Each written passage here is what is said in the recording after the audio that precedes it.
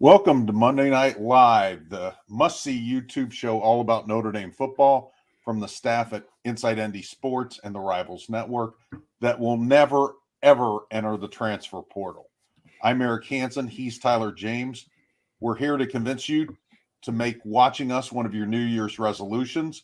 Our recruiting writer, Kyle Kelly, is headed to San Antonio, Texas, to cover some future Irish players in the All-American Bowl. Lots to talk about tonight, including our takeaways from the Gator Bowl, Notre Dame's 45-38 win over South Carolina. Also, we'll talk about portal happenings, lots of stuff, and we'll take your questions. And that segment is coming up soon, so start filling up the question portal. Yes, we appreciate your questions. And Eric, you sound pretty confident that there won't be a lucrative NIL deal that's going to pull me away from you in the future.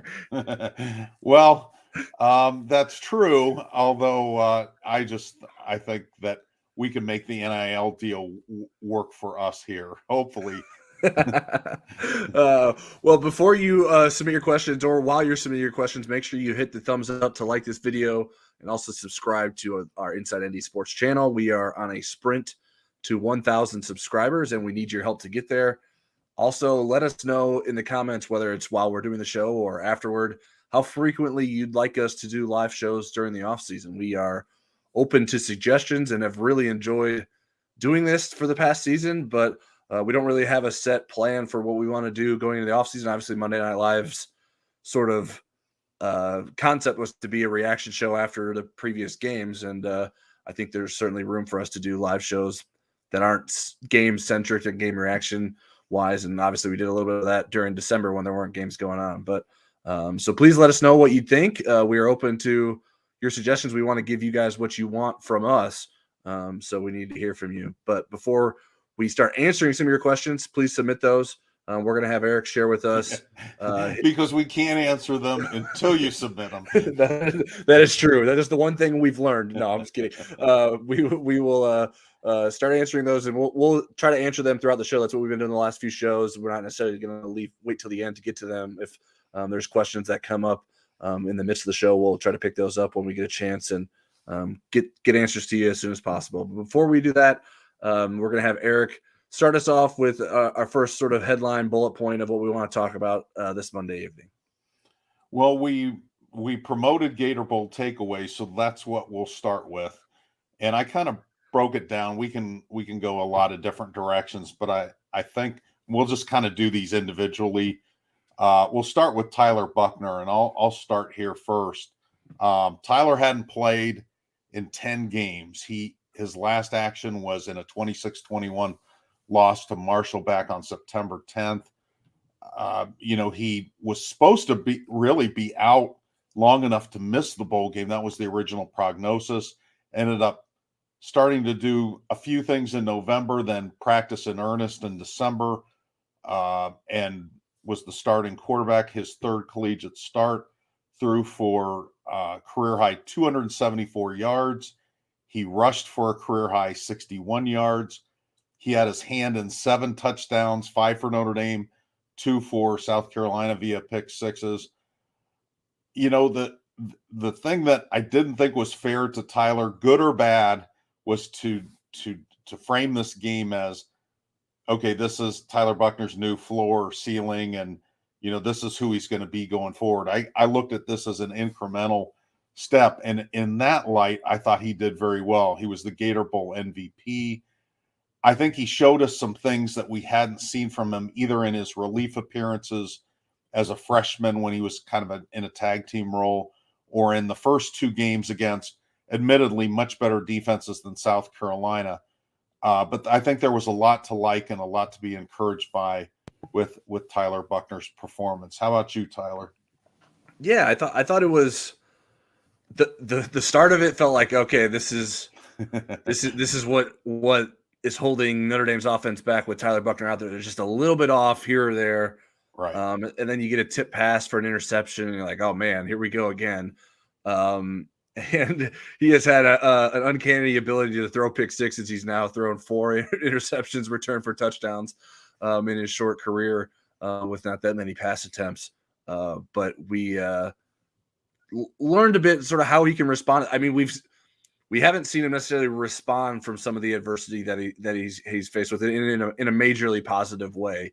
And I think he did that in this Gator Bowl, whether it was the deep pass to Braden Lenzy, or just sort of settling in and making decisions. And it seemed like there was a better understanding of the defense. Now, obviously, there's certain plays that didn't necessarily seem to be the case, especially when you talk about the late pick six at the goal line.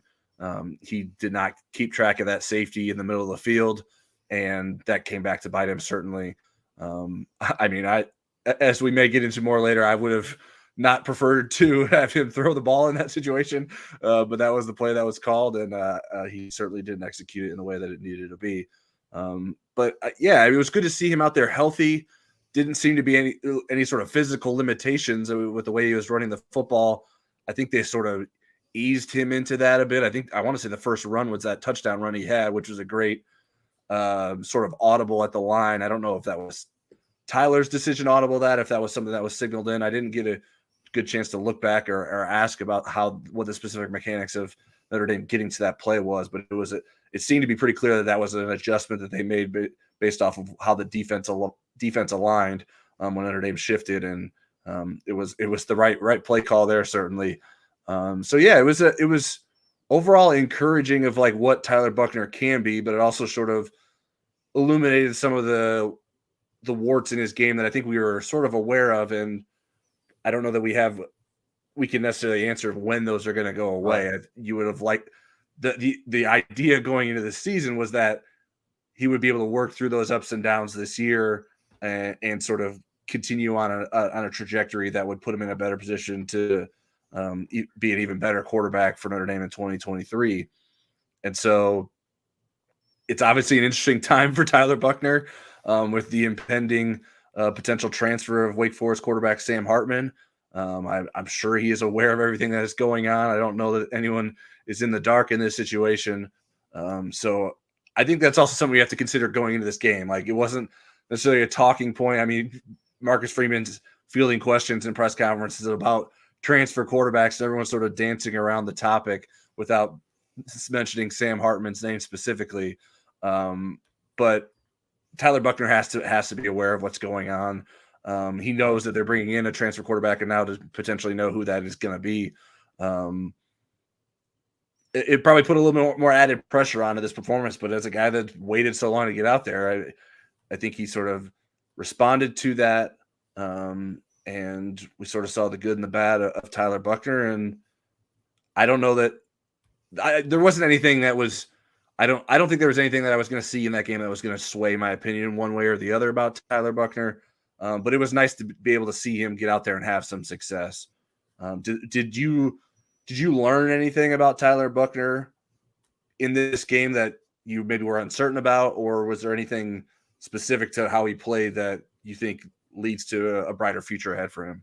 Well, I think, if I'm Marcus Freeman and Tommy Rees, I'm encouraged because I think he was improved, and I think he was in a very difficult situation to improve. Now, he'll never go backwards, not that, but I think he showed an incremental step of improvement. The one thing I did was, and this is weird, but I have watched this 10 times. I watched the sequence, the drive where he threw the pick six, the 100-yard pick six. Mm-hmm. And then I've watched the game-winning or go-ahead touchdown sequence. And the thing about it that's impressed me, because I wanted to watch his demeanor, I wanted to watch his decisions, and he absolutely put the adversity behind him in that drive. Now, he was handing off a lot, but he had to make decisions. There was a third and short where South Carolina had like 9 of their 11 players between the guards, it felt like, ready for that quarterback sneak. And he took the ball and he ran to the right and found a little crease. Right. And I think got 3 or 4 yards out of that. And again, just the confidence with which he kind of threw back across the field, which they say never do, but Evans was so wide open he could do that. And that was the play design, I thought was really well executed. So I was really when adversity was in his face, he responded. I don't know that was a surprise, but in a very critical, I don't know that he's been in that situation before where he's had to win or lose a game with his poise like that. And he did, and then I also watched the defensive last stand quite a few times as well, just to kind of see how that played out. Because when it was live, I was trying to multitask, do stats, see who was on the field all at the same time.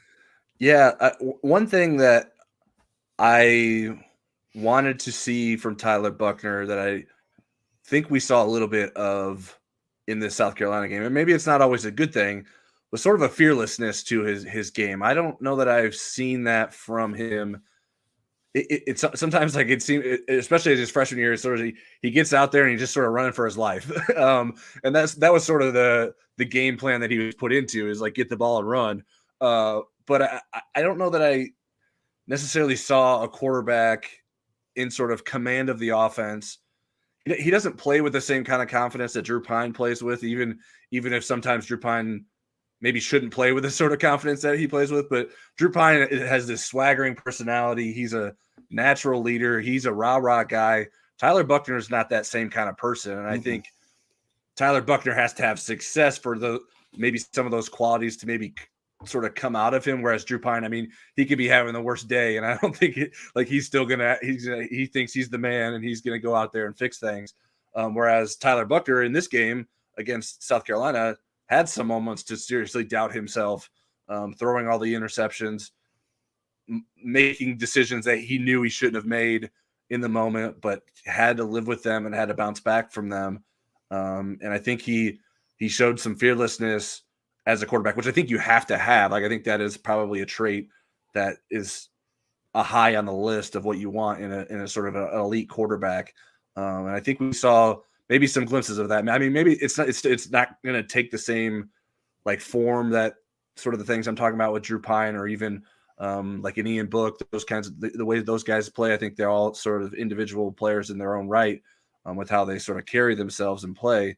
But I do think we saw a little bit of that in the Gator Bowl, and that made me think that, okay, there's something there in Tyler Buckner that if he can tap into that more often, and build that confidence to play with that all the time, that you can sort of see why there were such high expectations for him. Right. Then it was also interesting to me that they didn't put him in bubble wrap. He had 12 carries. Now, some of those were forced carries, but there were some planned quarterback runs. Yeah. Or adjustments made at the line of scrimmage by him to run. And it kind of reminded me of why Notre Dame was so high on him, coming out of high school with just 1 year as a starter. So it was really interesting to me just to see him play. And we're going to get into the longer term implications of that. I know that there's some questions in the question queue now already, and we'll get to those here soon about Buckner's future and so forth. But you want to move on to the rest of the takeaways before we start jumping in on those questions? Yeah, we can do that. And you sort of talked about them not playing with Tyler Buckner and bubble wrap. I think some of that goes back to the game planning. I know we wanted to talk a little bit about the coaching aspect of this. Let's start with offensively with Tommy Rees. What did you think of how he coached this game, how he coached Tyler Buckner, and how Notre Dame sort of handled things offensively in the Gator Bowl? Well, I know just from watching our board, Insider Lounge message board, and Twitter, that there were a lot of people that wanted to fire Tommy Rees at halftime that were wanting to go over at his house and have a champagne with him after the game. So it was kind of a tale of two halves. It wasn't just two halves. It was the last two drives. You could say that for. Yeah, well, that's true. I mean, there's people that'll say, well, no, wait a minute, 45 points, and those weren't, special teams and defensive touchdowns, although those units played parts in enabling Notre Dame to get up to 45. I like some of the play calls, like the one You know, they had a 1-play drive, 44 yards to Braden Lindsey. I Right. love that play call. There were other times where, you know, it just seemed like they were running into the middle of the line, and, you know, they didn't use 12 personnel very much in this game. Holden Stays only played 15 snaps, I think, and Davis Sherwood didn't play at all on offense. Although he had the little flip pass to Lindsey as the up back on the fake punt, but Right. um, it surprised me how much they struggled in the run game early and how easy it came to them at the end of the game. You know, Yeah, I I mean, guess, I like that he stuck with it. I was yeah, worried, especially when they fall behind, that okay, they're just not they're just gonna have to lean on the passing, and that's I don't think that would have worked for Notre Dame. Now, right. fortunately, they had the fortune of that 75-yard touchdown pass to Logan Diggs that sort of reset sort of everything that got them back in the game, sort of with just one play without you're no longer down 2 touchdowns, and you're staying within arm's reach, so the sort of the score isn't dictating how you're calling your offense as much as it could have Right. been if the game proceeded in that fashion. I mean, 553 total yards is the second best that they've done this season. North Carolina was maybe 24 yards more, 23 yards more. But again, I think Tommy was playing a little bit with, you know, with lit match, because you really didn't know exactly what you're going to get out of Tyler Buckner, even though he had practiced. You know, they didn't practice uh, a ton. You know, I think they had 10 practices leading up to the Gator Bowl. So there's still some thought about who is this guy? What will he be like in a, you know, pressure situation? Again, South Carolina's defense, especially with the opt-outs, wasn't the defense that Ohio State and Marshall had. And Marshall was a very good defense over the course of the season. But, you know, Notre Dame was without Michael Mayer. You didn't have that safety net. Right. So there were a lot of unknowns there. So, you know, I was not in the fire Tommy Rees camp, either at halftime or at the end of the game. I did scratch my head on some things, but I was kind of willing to let it play out. So that's where I fall with Rees. I will say this before we move on to the other coordinators. I thought this was Marcus Freeman's best game overall, even better than Clemson in some instances, because they really had to adjust. They had to Right. come from behind. And I felt like he impacted the game with some good decisions and with some poise. And I felt there was growth in that game. So that really encouraged me.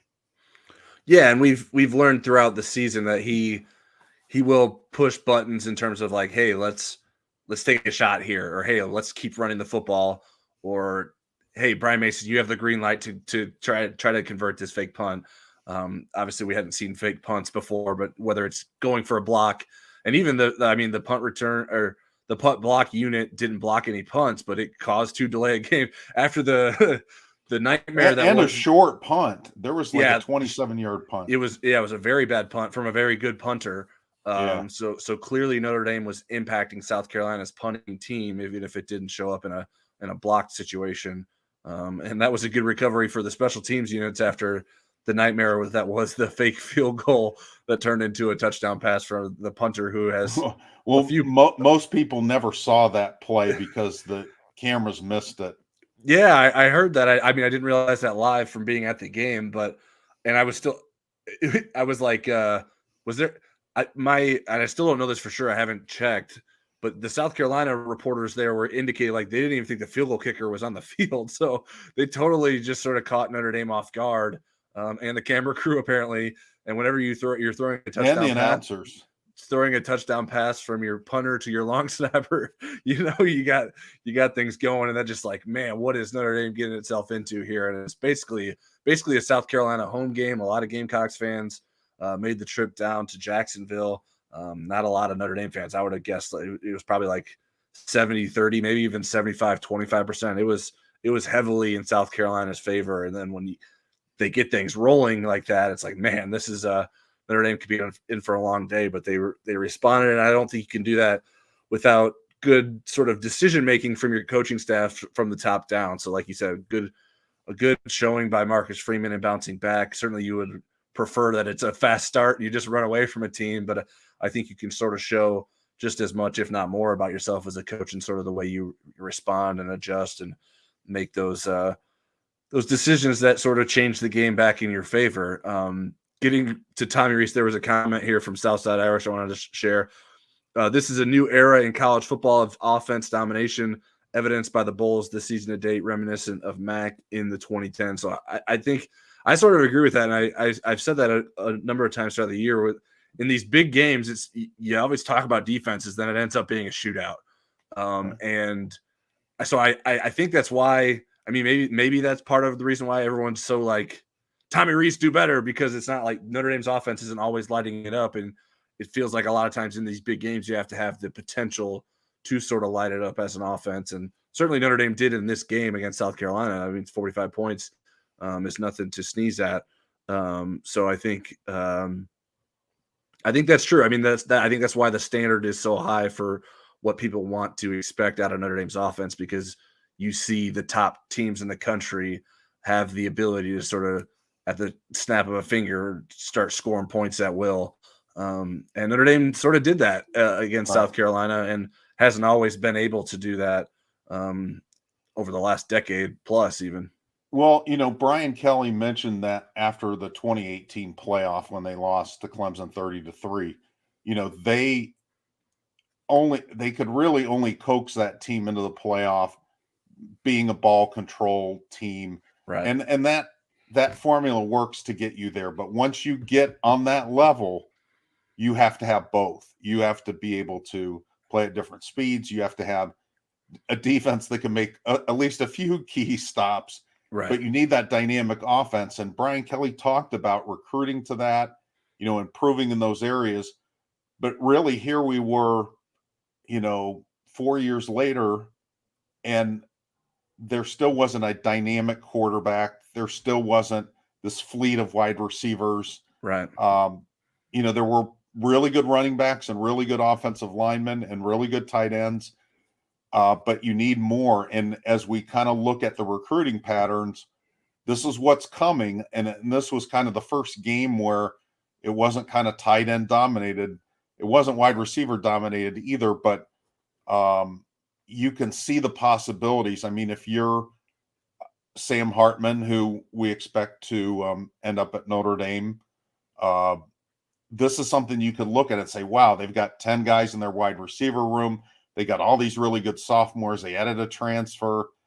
There's hope, but I can understand why fans get antsy. They want to see those offensive explosions in big games. You could argue Rees had that kind of game, not with the wide receivers, but as far as scoring on a good defense in Clemson. Now, it wasn't a shootout. Right. Notre Dame dominated that game pretty much from the beginning. But, I thought this game had a lot of little subtle, really important things happen in it that lead me to believe that maybe there's more coming in 2023.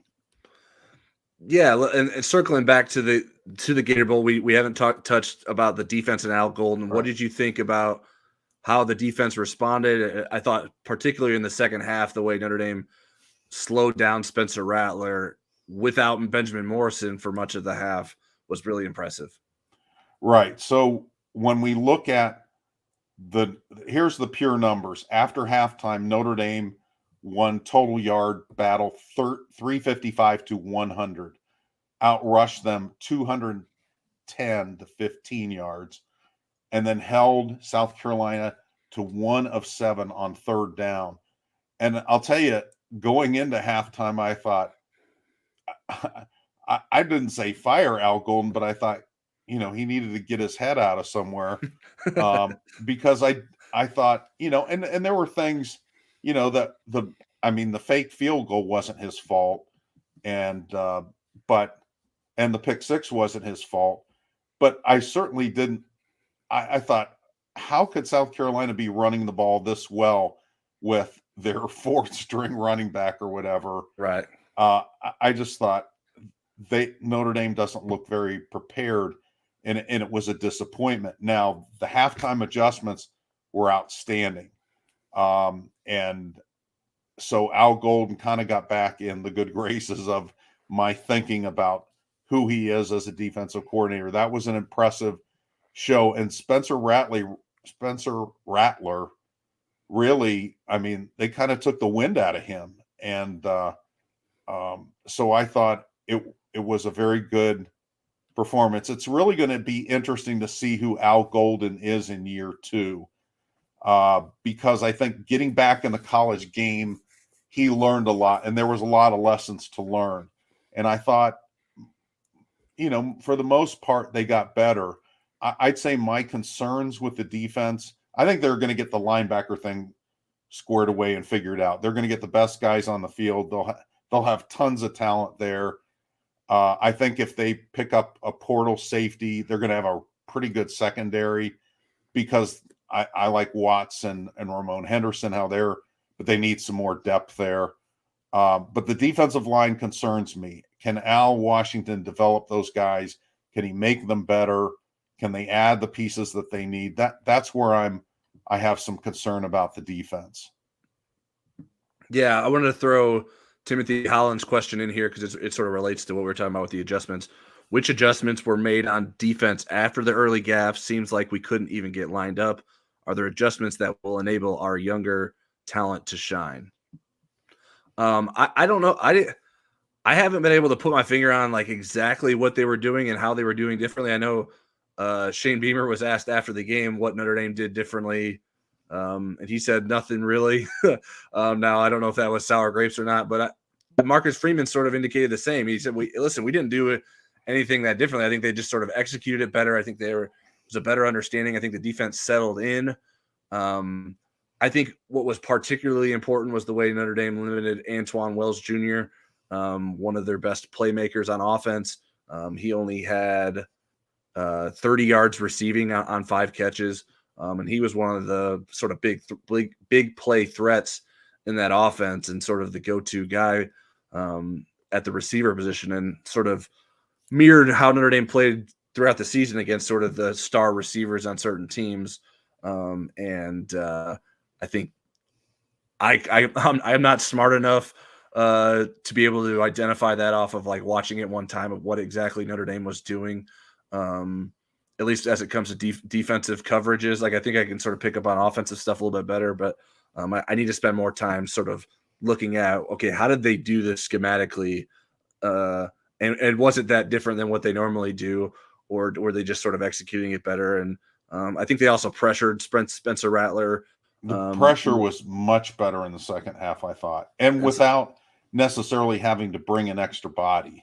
Yeah, and slowing down the run, like South Carolina, even with the lead, they weren't. You would think South Carolina, they get a lead, it's like, okay, let's sort of run the ball and sort of hold on to it, but they just couldn't, and so they had to keep throwing it, and that certainly doesn't help your offensive line when the defense knows you're throwing it all the time.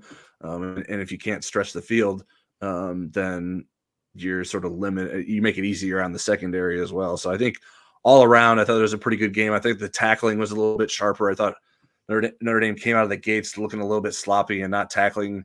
And sometimes, I mean, there's not really a coaching adjustment to tackle better. It's like, hey, come on, you know how to tackle, get the job done. So I think there were small things there. I don't know that they were huge adjustments. But I think they were important ones, and whatever they did, it resonated with the players to sort of enact what they wanted to do moving forward. Right. The one maybe a little bit disappointment for me was, Jalen Sneed had 15 snaps, and obviously he was coming after the quarterback a lot. He had more 15-yard penalties than he did tackles in the game. I think he was just too wound up, too excited. I mean, this was his state team. He was Mr. South Carolina football in high school. I just think he was too wound up, but I think that kid has an amazing future, and I can't wait to see him in the springtime. But yeah, he was my player to watch. The guy that I was intrigued about that I thought showed up, especially in the second half, was Jordan Botelho. If he could learn to play the run like he gets after quarterbacks, or that or that he can hit people hard. I mean, he has a future if he can do that. And that's an if still. He really needs to be better against the run. I thought at least he did things more correctly in the second half in terms of setting the edge that helped other people make tackles. But he gets after the quarterback, and I thought, showed out well. They needed him to get some sacks and to get some pressures, and he did both. Yeah. Getting back to Jalen, he didn't take long after the game to tweet, "Knew I made the right decision," with a picture of him with the Gator Bowl trophy. So that speaks to sort of where his head was at, and going against his home state school that certainly wanted him as well. I didn't see exactly what he did on the second penalty that happened. It looked like he got sort of taken to the ground when he was blocked. Yeah. And then the camera went away from him. It was like way away from the play. And so there must have been some pushing and shoving back and forth. It was an unnecessary roughness penalty was what they called. The first one was roughing the passer. And then to Jordan Botelho, yeah, I mean, I used to get 15-yard penalties. Yeah, right. Maybe he can help teach Jalen Sneed how to get beyond that. I think I've been the Jordan Botelho skeptic. Certainly between the two of us, I have been. I've been the Jordan Botelho honk. I've absolutely pushed chips in on him. Yeah, and he gave me reason to start being sorry for doubting him in that game. I thought he played really well, and not just like the second sack, particularly like. It wasn't just like he beat his guy man to man. Like he didn't necessarily win at the start. He settled in. I think someone else sort of forced Spencer Rattler to step up in the pocket, and then Jordan Botelho was in position to take advantage of that and didn't lose contain. Where I think if he wasn't playing sort of disciplined, Spencer Rattler maybe could have stepped up and got away from that, and Jordan Botelho may have given up on the play before he would have had that chance to get that sack. So I thought that was a sort of a sign of maturation in Jordan Botelho's game that we haven't really seen, and that I sort of more or less assumed it was what the coaches hadn't been seeing in his game either, which had sort of limited his opportunities. But certainly going into next season, there should be plenty of opportunities for him. And if he can be a difference maker at that Viper position, that is a big question mark going into next season for Notre Dame. So some reason to get a little bit excited and optimistic about what can be there for Notre Dame next season. Some of the other things that I had kind of bookmarked for us to talk about, we've touched on a little bit. So unless you want to take a question now, I think we're going to move ahead to what a lot of people want to talk about, which is the future of the quarterback position. There's a couple things I wanted to highlight just about sort of the big picture implications. Yeah, I thought Jaden Mickey played really well. Yep. I thought that was probably his best game at Notre Dame. That's a good sign for Notre Dame because we think we know what Notre Dame has there with Cam Hart and Benjamin Morrison. But if Jaden Mickey could be someone that could be more relied on, he certainly had opportunities this year, but he didn't necessarily always play and match the moment. And I thought that was an encouraging sign for him, big picture wise. Certainly Mitchell Evans, he touched on a little bit of what he can do as a receiver. We got some glimpses of that finally. Sort of the opposite way, like I'm starting like Armaris Leofau's days at linebacker number. That's sort of one of the questions I have going into the off season. I agree with you. I wrote about that. Jack Kaiser and Marist had about the same amount of tackles. Jack Kaiser a little bit more, but he did it in half the snaps. Right. And I think you need more production from that weak side linebacker spot.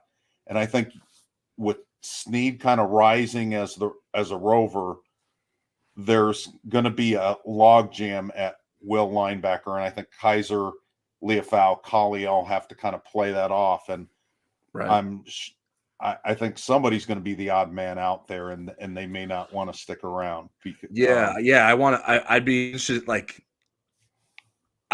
Because Kaiser as a rover and just the defense is so limited. Clearly Notre Dame doesn't like to play Kaiser as a rover in passing situations. They'd rather go to nickel than keep Kaiser in there. So I'd like to see Kaiser play maybe that will linebacker position going into next year, and then maybe maybe Prince Colley can play both of those inside linebacker spots with the Will and the Mike. That would be something I'd be interested in seeing. But yeah, I don't. You Maris have Drake Leofau, Bowen coming too. right? You got younger guys that'll be knocking on the door there too. But it's like I think there's some interesting situations there. I think Notre Dame will be good in the long run for it, but I think there's some tough conversations that have to be had and tough decisions that need to be made there. So those are like sort of the two forward-looking things that I wanted to highlight before we jumped ahead to quarterbacks. Right. What I came out of the game, big picture wise, was that, again, everybody kind of ties. The question always is Notre Dame closing the gap on these other teams? Right. Ohio States, the Clemsons, the Alabamas, and so forth. Well, they're playing two of them again during the regular season next year, so we can gauge that. And USC is certainly an ascending team as well, even though they lost to Tulane today in a crazy fourth quarter collapse. But I think they keep that conversation alive by what they did in the Gator Bowl. I thought a lot of the questions about them, and when you think, the wide receivers had to step up. Now, Lindsey's the only one that's leaving. He had a really good day. But, I mean, you look at Jaden Thomas, you look at, at least Tobias and Colsey were on the field. They didn't get a lot thrown to them, but they got a lot of reps. There's a lot of confidence. You think about Jaden Greathouse and those freshmen coming in. The head scratcher remains Lorenzo Styles. I don't know what's going on with that guy. Yeah. And he needs kind of a reset in the offseason. Yeah, we have a question here from Brian LaLiberty. I can't recall if there's a sports psychologist on staff, but if not, what's the plan for Styles? He obviously wasn't right mentally all year and even carried into kick coverage, in my opinion. Well, the plan is he's got to work his butt off with Chancey Stuckey.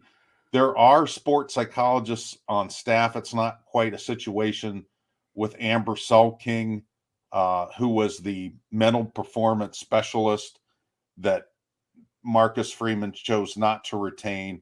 And that was structured a little bit different. The way things work now is there are people available and you can go to them and so forth. With Amber Selking, that was very structured. You had individual meetings, you had team position meetings. She met with the coaches, and that's not the case anymore. So it's more of an as-needed basis than it is something that's structured in visualization exercises and things of that nature. So it's pretty interesting. I still think inside of number 4, there's a really good player, and they just need to. And we've seen guys go through this before. We've seen really good players, have their ups and downs and come out the right side. But yeah, as far as the plan, he has those resources available, but it's going to take, kind of rebuilding his confidence, and he's going to have a lot more competition. It's a lot different when there's 5 or 6 healthy receivers versus right. 10 healthy receivers, and a lot of those being ascending players. You think about that the 3 sophomores and the freshman, Tobias Merriweather, 3 out of probably the 3 starters are going to come from that group. Right. And whoever's the 4th is going to play a lot. But again, that Caleb Smith, the transfer Caleb Smith is going to, I would think, going to be in the mix. Why else would you bring him in? And then I think of the freshman Greathouse probably has a best chance to get on the field early, but people surprise you. I mean, nobody, I think, that follows recruiting would have thought Jaden Thomas at this point would be the best of the sophomore receivers. Yeah, and clearly Notre Dame's staff wants to get Lorenzo Styles involved. They sort of try to get him involved early, and then I think it was the very first play of the game. It was this easy pass, I think, both to help Tyler Buckner and Lorenzo Styles. Let's get these guys settled down and into the game plan. They can't complete the pass to each other. It's like, oh man, what is going on here? Yeah, I think there needs to be a reset there. I think that, like you said, there's the talent within Lorenzo Styles to get there, and we'll see how he sort of handles that in the offseason. It never seemed to sort of get back on the right track. I think he had a decent game against USC, but the back half of the season was not as promising as we once thought it would be for him. Let's transfer to our quarterback discussion now, Eric. I think we have some questions here, so why don't I just get Okay. into the questions and we'll figure out if there's anything missing after we talk about the questions. The first one I have is from Jerry McCullough. If Notre Dame gets Sam Hartman, would Tyler Buckner hit the transfer portal? If that's the case, is Sam Hartman worth it? Well, anytime you bring in a player that caliber, there's going to be ripples, and there already has been. Drew Pine hit the portal, and he didn't even know it was going to be Sam Hartman. He just didn't like the concept of them bringing in a portal guy. I actually asked Tyler Buckner point blank, and this is again before we knew it was going to be Sam Hartman, but we figured that might be in it. And I just asked him how he felt about it. And he's like, I understand.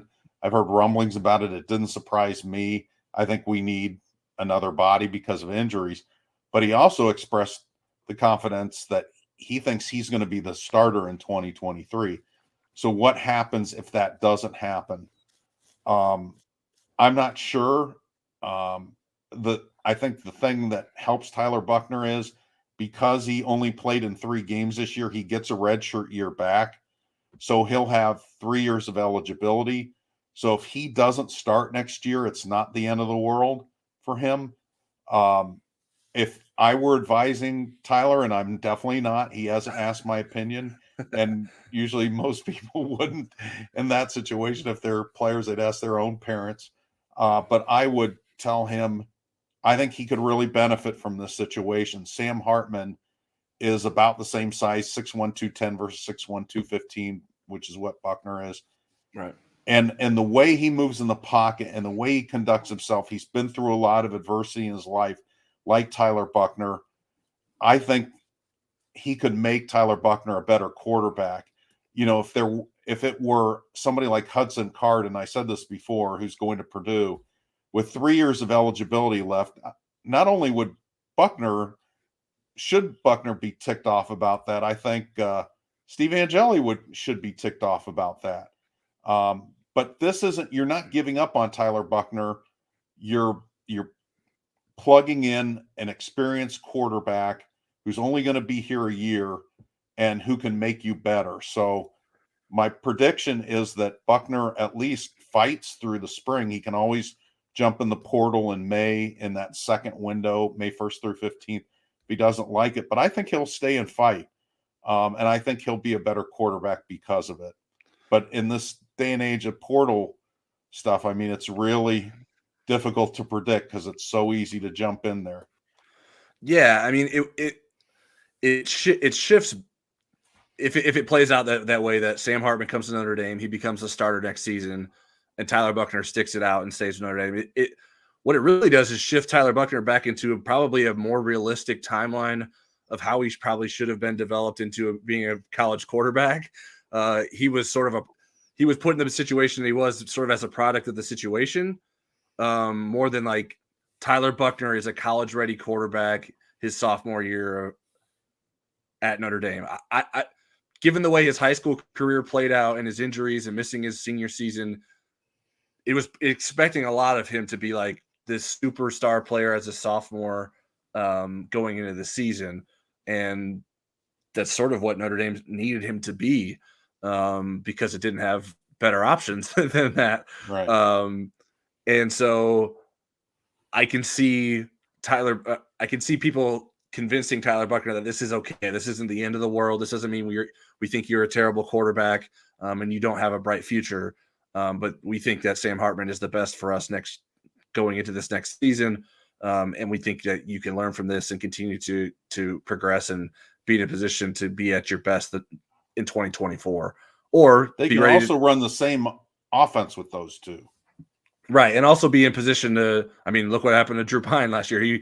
He lost the job and then got put in a position and he ended up starting 10 games. So Sam Hartman could certainly get hurt if he becomes a starter too. So that's the optimistic viewpoint of it, I think. Now, what if Tyler Buckner says, all right, I'm out of here?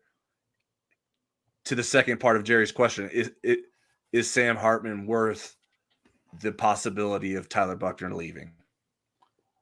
I say it is because I think Notre Dame, with its roster in 2023, has a chance to, if it can win 2 out of the 3, Ohio State, Clemson and USC, if it can win 2 out of those 3 games, they can be a playoff team. I'm not predicting yet that they will, because that's a later segment.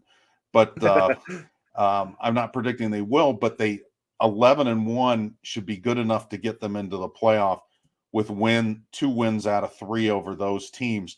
And the quarterback can make the difference in all of those games. So I think it is worth it. And you're just going to have to, play the odds there. I think there's some really good young quarterbacks behind. We don't know what Buckner's going to be. We didn't even know what Steve Angeli's going to be. Right. But I think they feel pretty good about his future. They feel really good about Kenny Minchie's future. Kenny's coming in this spring, and then CJ Carr is going to roll in 2024. And when was it Adam Freeman or Adam Gorney? I think we asked Adam Freeman on our podcast who has the highest ceiling. It was Friedman, yeah. Out of all those guys, Buckner, Hartman, all those guys, he thinks CJ Carr does, that CJ Carr will be the best college quarterback of all those players. So I think Notre Dame is still in a good place if Buckner chooses to leave. I do think it's worth it. Yeah, I tend to agree with that. I think that it's worth the risk. You have future quarterbacks that you're excited about if Tyler Buckner decides to leave.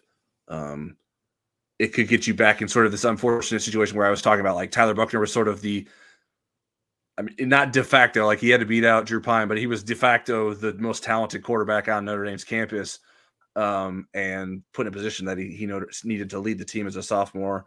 And maybe you get back into a cycle of that if he leaves and Sam Hartman's only here for a year, then you're looking at a lot of inexperience behind that. But maybe you go back to the portal again. I think it's hard to necessarily know or anticipate what those opportunities are, what the progression will be within the program, and what the decisions will be in terms of bringing in more competition if more guys continue to leave. All right, the next question we have quarterback related is from Scott Fegan. I'm curious which quarterback would maximize the potential of our receivers, Tyler Buckner or Sam Hartman, if we get Hartman. I think it's Hartman. I mean, he's thrown 110 touchdown passes in his career, which is the most in ACC history, and his 12,000 plus yards are the second most in ACC history. He's gotten better every year. His statistics have been better every year. I watched him in only 2 games this year. I've watched him in other games before this year, and I couldn't believe how much better he was. I mean, I watched him a little bit besides the Notre Dame game his freshman year in 2018. I watched him in some other games that season, and I saw him a couple years ago on TV. And in the Missouri game, and Missouri's defense isn't bad. All of a sudden I had this football crush on Sam Hartman in a very platonic football only way. Hey, he's handsome. He's handsome, as Aaron Taylor was right to point out that Sam Hartman is a handsome man. He said he had bad news for Brady Quinn that would mean Sam Hartman may be the best looking Notre Dame quarterback. So, but I'll tell you, his game is really good looking. The way that he processes decisions, his fearlessness in the pocket, he kind of floats in the pocket a little bit. He's in a different offense. He's in that slow mesh offense, adjusting to different arm angles. I just was really impressed. So, yes, I think the wide receivers would benefit. And Hartman can help them. I mean, he can help teach them, right, because he's been around. I mean, you look at Wake Forest, and they got a bunch of 3-star guys that turn out to be studs on their team. And they always got all ACC receivers. And some of that is because they get really good quarterback play. Right. Yeah. I mean, Sam Hartman doesn't have like the prototypical NFL arm. He doesn't have like NFL quarterback size necessarily. Like he's not a really tall player. I mean, he's not short, but he's not tall. He's not Jamie Newman, who he had to compete with for a few years, who's 6'4", 230. Right. And so like if Sam Hartman had those traits, he wouldn't be staying in college football for another year. With his resume, there would be NFL coaches and scouts knocking on his door saying, "Hey, you need to get in the draft."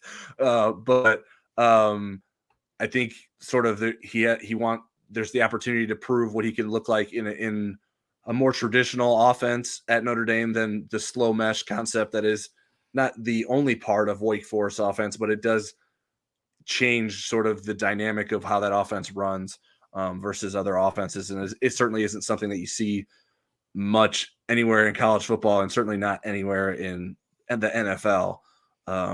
So I think people are concerned, like, hey, can Sam Hartman really stretch the field? And yes, he can throw the deep ball. He doesn't have a cannon, but he has the ability to put the right touch on passes and be on the right page and give his receivers chances to make plays. I think sometimes throwing the deep ball is as much as like give your guy a chance. I think we saw that.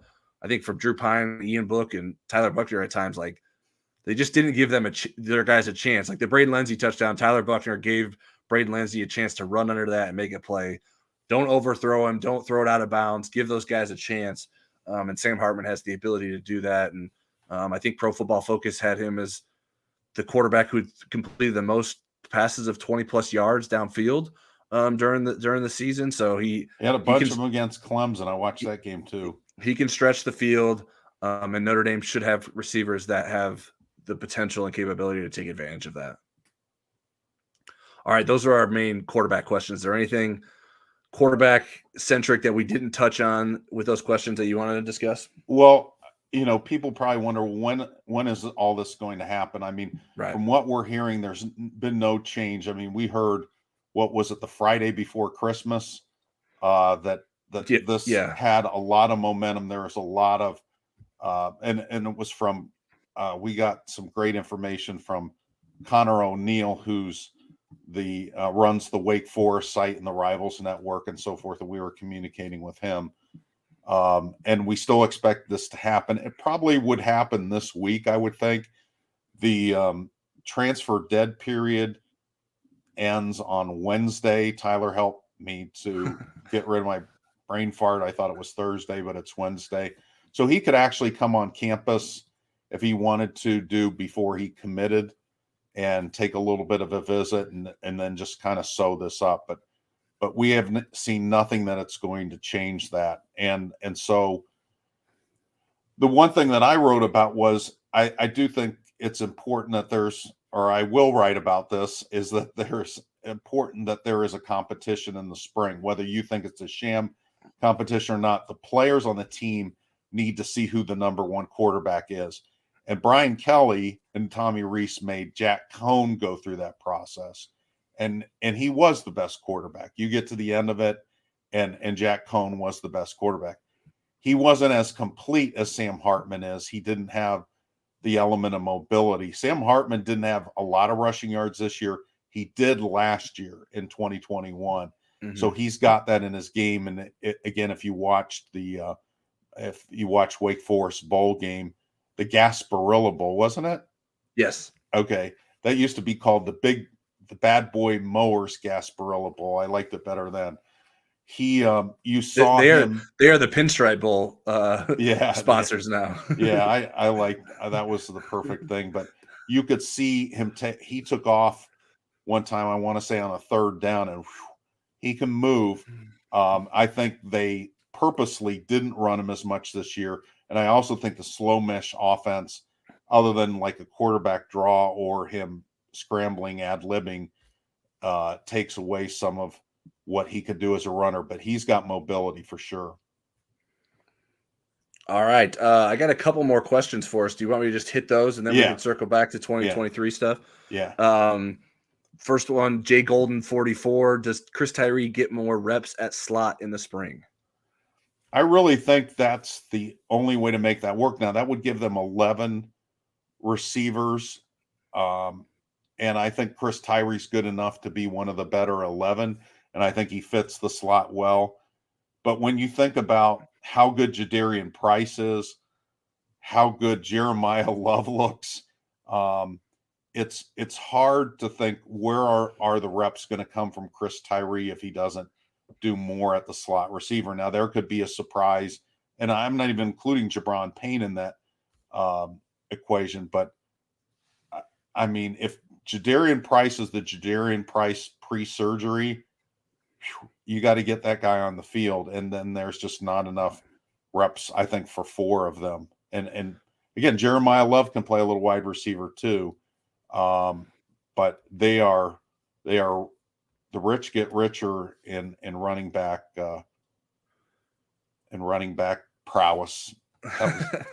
I lost my train of thought there. No, we all know what you meant. I think because of you have to see what Price can do.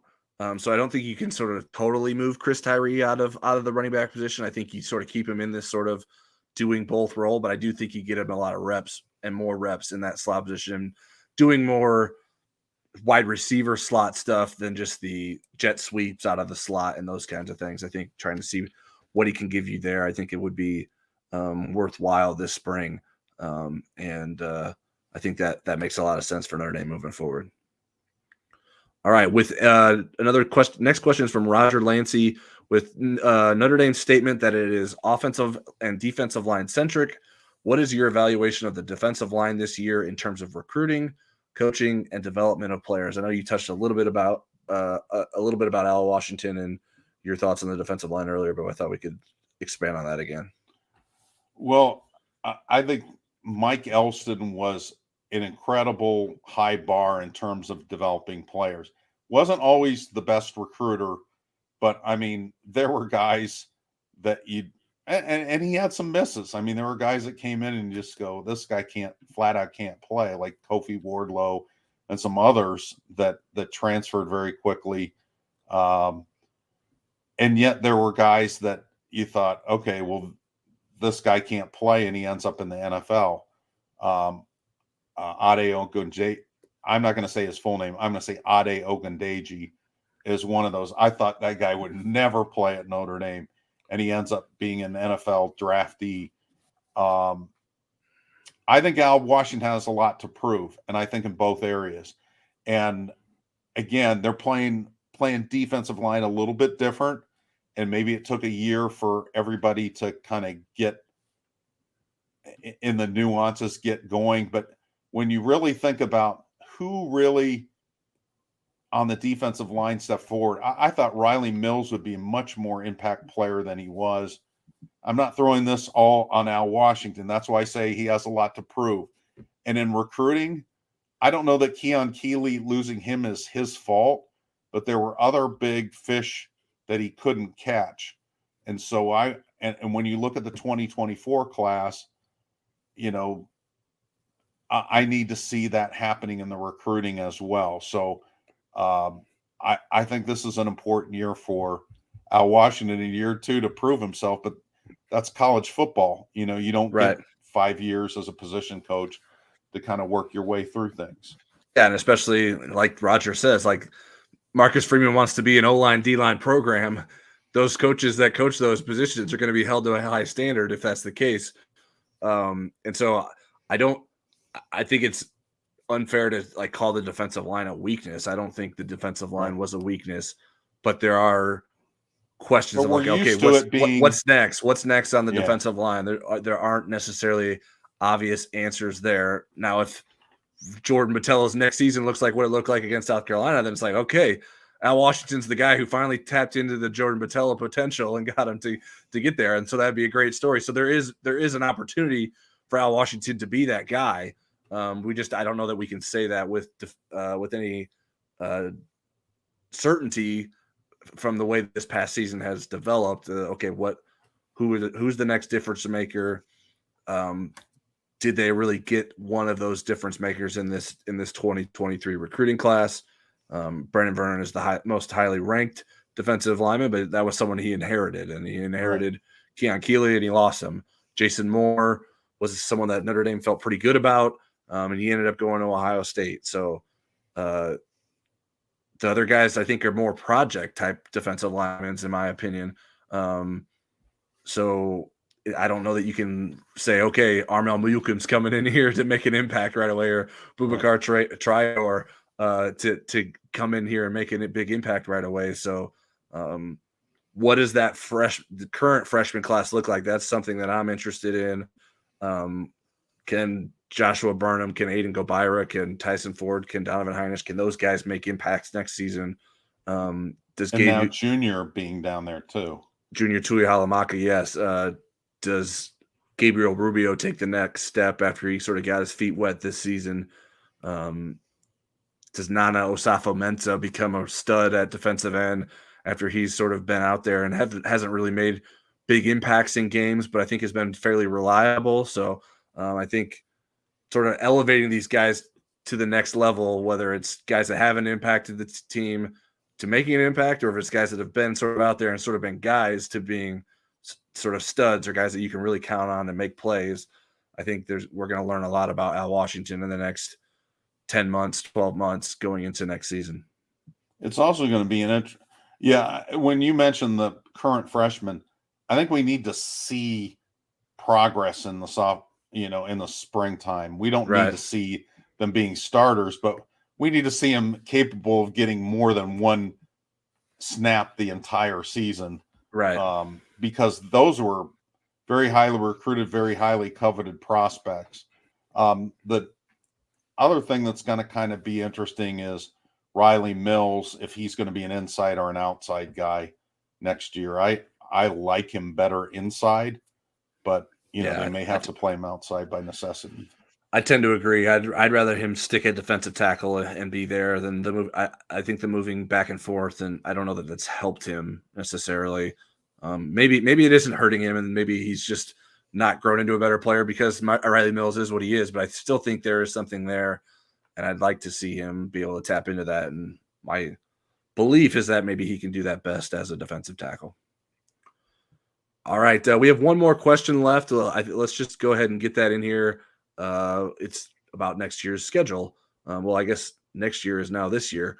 The 2023 schedule. What's the deal with the schedule next year? Navy, Tennessee State, Central Michigan, only 2 away games. If Indy is ever going to get into the college football playoff, next year may be the best opportunity. When you talk about getting into the 4-team playoff, yes, but a 12-team one is coming up in 2 years, so never fear at that point. And again, there's still a lot of gristle in that schedule with USC, with Ohio State, with Clemson. NC State's on the schedule. I don't have it in front of me, but those are the ones that pop out. I do. I have the schedule. And just to clarify, M. Glade 1989 said only 2 away games. There are more than 2 away games. It's just that 3 of the away games, Duke, Louisville, and NC State, do not have dates attached to them yet. So Notre Dame is not going to be playing 10 of its 12 games at home. So it will make some more road trips. It just the dates for those games haven't been set. But yeah, they start the season in Ireland against Navy, Tennessee State, and then a bye week, Central Michigan at home. Then Ohio State comes to Notre Dame, and then there's the gap in the schedule where some games will be placed, but we just don't know which ones yet. Then October 14th is home against USC. October 28th is home against Wake Forest. November 4th is at Clemson. And then November 25th is at Stanford. So the one game I haven't mentioned that's a home game that doesn't have a date is against Pittsburgh. So, yeah, I mean, I think sort of to your point, like the playoff is going to become a pretty regular reality and potential for Notre Dame when it expands. So it's not like 2023 or bust for Notre Dame football, but I think the opportunity is there. If Notre Dame gets a couple of those, I mean, it could lose one of those games against Ohio State, USC, and Clemson and still potentially be in the playoff based on how things play out. So it feels a lot like this season, the sort of the same schedule in terms of its big games. Obviously, the locations are different, but a lot of Notre Dame's postseason possibilities will come back to those 3 games again. All right, that's our last question. What else would you like to touch on before we get out of here, Eric? Okay, 2023, just very loose expectations. If I had to, and again, it's really loose because we don't even know who all's going to be on the team yet. But if Sam Hartman is on this team next year, I think this is at least a New Year's 6 team at 10-2 with a chance to make the playoff. Yeah, I think that's fair. I think that going into the season, I predicted 9-3. I didn't have. I wasn't as convinced that Notre Dame could get to 10 wins. And I think right now, I mean, assuming Sam Hartman comes to Notre Dame, I think I feel better about Notre Dame's chances to get to 10 wins this coming season than I did this past season. Now, obviously, I didn't know the season was going to play out the way it did. I'm not trying to pretend that I saw it being 8-4 or 8-4 in the manner that it became 8-4. So Notre Dame has to do a better job of playing against teams that it should beat soundly. And you hope that this team, this coaching staff, this program learned some lessons about that with the losses to Marshall and Stanford from this past season. And then one bold prediction from each of us for 2023, and I'll kind of, do you have yours in mind, or do I need to? I have one. Okay. So mine will be that Billy Schrouth, who's a freshman right now, will vie for a starting guard position in the spring and win the job ahead of some really good other candidates. Yeah, it's funny because someone actually asked this question on the Insider Lounge message board. Not this specific question. They asked for predictions of who would be the starting offensive line next season, and I put Billy Schrouth in there at right guard. Oh, wow. So your bold prediction is my everyday message board prediction. So no, I'm just teasing you. But I agree there. I mean, I think obviously the guard spots are open. I want the center spot to be a competition of sorts too. I think Zeke Correll was probably the weakest link on the offensive line this past season. So who pushes him, I don't know. I think potentially any of the guys that are competing for guard spots could be centers if they are asked to do that. I mean, obviously they're not all. Harmony took a little bit of a test drive. As good at it. Yeah, and I think Andrew Kristofic, I think at some point last year was preparing to do that too, and he's the guy I would pin to be the starting left guard. So I don't know exactly how that's all going to shape up. Obviously, Rocco Spindler's in that mix there too. I think it's a pivotal spring for him, in my opinion. So that's a good bold prediction for the spring. My bold prediction for the spring was that Tyson Ford would be knocking on the door to contribute next season. So similar, not as bold in saying he would start, but a guy that was a freshman this year that we didn't see much of, but I think has a high potential. And I would like to see Al Golden has high hopes for him. So that's sort of my bold prediction going into spring practice. What do you think of that? I like it. I think that I'm surprised it didn't happen a little bit this year, and that's why I kind of am scratching my head a little bit and putting some heat on Al Washington. But I fully expect, got a great attitude, has the attributes to be a really good defensive tackle, and I think if that happens, Notre Dame fans would be praising Tyler for knowing that, because he's a really good football player, and those really good football players need to ascend on that defensive line. Yeah. All right. Well, that's all we have for you guys tonight. We appreciate everyone who tuned in live, especially Southside Irish, for not only asking a question or making a comment, but also thanking us both for our good work. So thank you, Southside Irish, for tuning in and commenting. And we appreciate all of you as well who will watch this on replay. Our next Monday Night Live show is TBD. Like I mentioned earlier, we want to hear from you on how frequently we should do live shows throughout the offseason. We had a very good showing in terms of live viewers during this show. So if that demand is there, we want to figure out ways to continue that. So we'll consider that, and we'll let you guys know when the next live show will be. We will have another Inside ND Sports podcast later this week, so make sure you're following us on your favorite podcast platform. And as always, we have all of our written content and much more on InsideNDSports.com and the Insider Lounge message board, so keep in touch with us there. We are 1 year into this Inside ND Sports venture, Eric, and we certainly wouldn't be here without the support of our viewers, our readers, our subscribers. So thank you once again, and we're looking forward to an excellent 2023. Amen.